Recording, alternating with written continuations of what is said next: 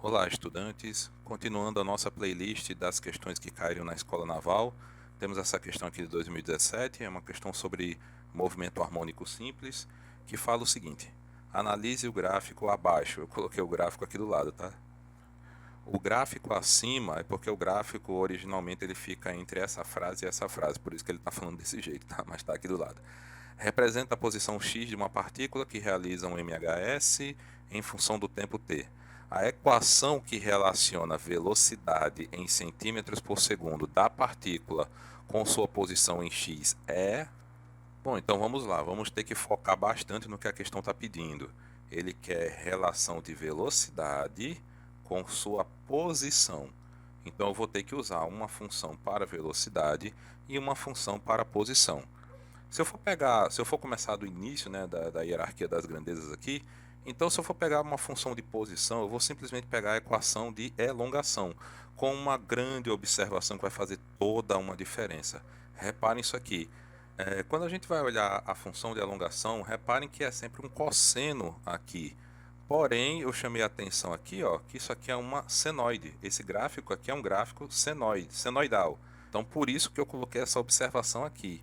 Eu vou fazer esta adaptação aqui na minha função de elongação. Mais uma vez, por que eu estou usando função de elongação? Porque olha, x, posição, que é o que a questão está pedindo. Bom, substituindo as variáveis pelos valores dados aqui no gráfico, então já vou começar botando o seguinte, que a minha fase inicial é zero, porque inicia no zero. Aí um outro detalhe, a minha amplitude vale 2, está aqui, ó, o gráfico já está falando que é 2. E da onde veio esse π sobre 2 aqui? Veio daqui, gente, olha isso aqui. A pulsação ela pode ser calculada como 2π sobre o período, e o período é de 4 segundos. Vejam bem, o tempo necessário para uma volta completa, 4 segundos. Então, no lugar da letra T, eu vou colocar 4. Simplificando 2 com 4, eu vou ter π sobre 2. Então, por isso que no lugar do ômega, eu coloquei π sobre 2.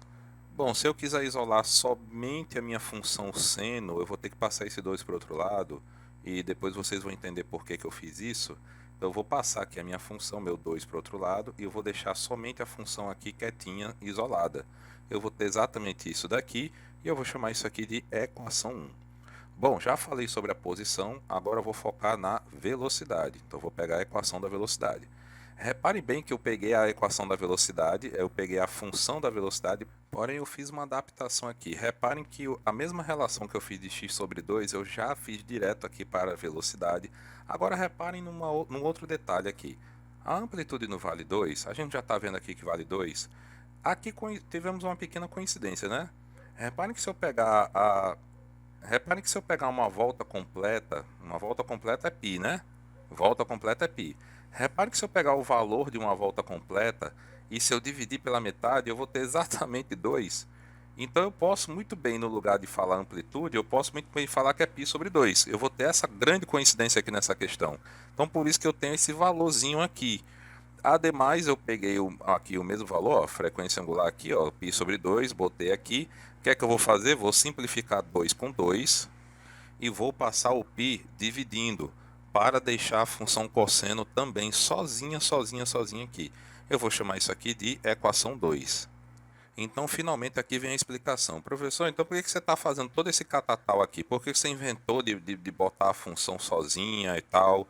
Gente, é o seguinte, qual é o segredo para se fazer qualquer questão de qualquer concurso? É você simplesmente dar o que a questão pede. Você tem que dar o que a questão pede.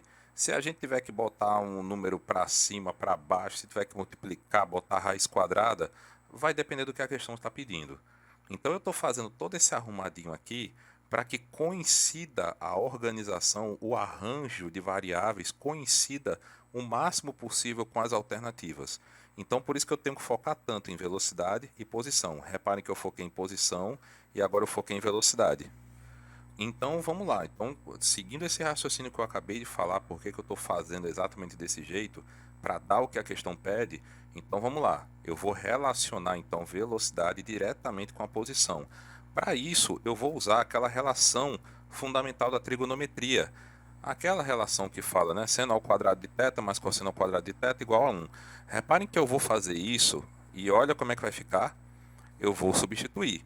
Então eu sei que o seno do meu ângulo vale isso daqui, ó, tá aqui. Meu cosseno vale também a mesma coisa, tá aqui. Porém, vejam o seguinte, vejam que essa expressão aqui, ó, seno, tá aqui, ó, seno de π sobre 2 vezes t. Reparem que essa expressão é igual a x sobre 2. Assim como esse cosseno aqui vale v sobre π. Então, a partir do momento que eu pegar isso daqui e substituir por esses valores aqui, o que é que vai acontecer? Voilá! Nós vamos ter exatamente posição e velocidade, ou seja, exatamente o que a questão está pedindo, relação entre velocidade e posição. Está aqui, ó, velocidade e posição. Percebam que eu substituí por esses valores aqui. Esse quadrado é por causa dessa equaçãozinha aqui, ó, que está elevado ao quadrado, tá bom? Então por isso que mantém um quadrado aqui. O que é que eu vou fazer agora? Vou tirar eles dos quadrados.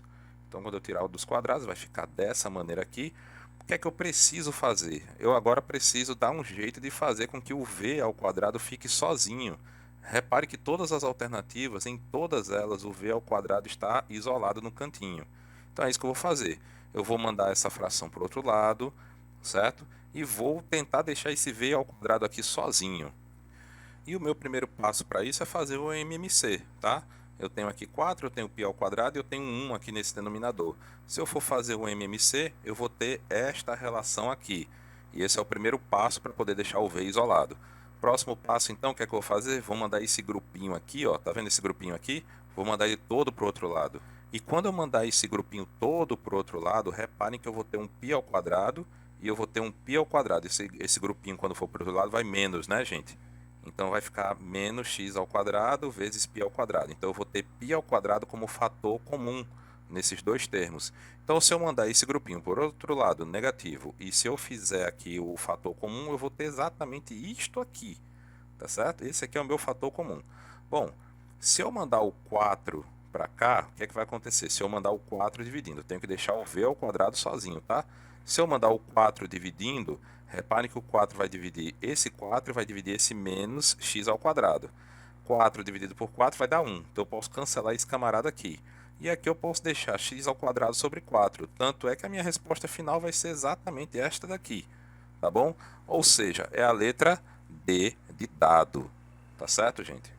Então, comparando com as alternativas, a que coincidiu foi a letra D de dado. Ok, galera? Eu espero que tenham entendido, eu espero que tenham gostado. Qualquer dúvida podem postar nos comentários. Até a próxima e bons estudos!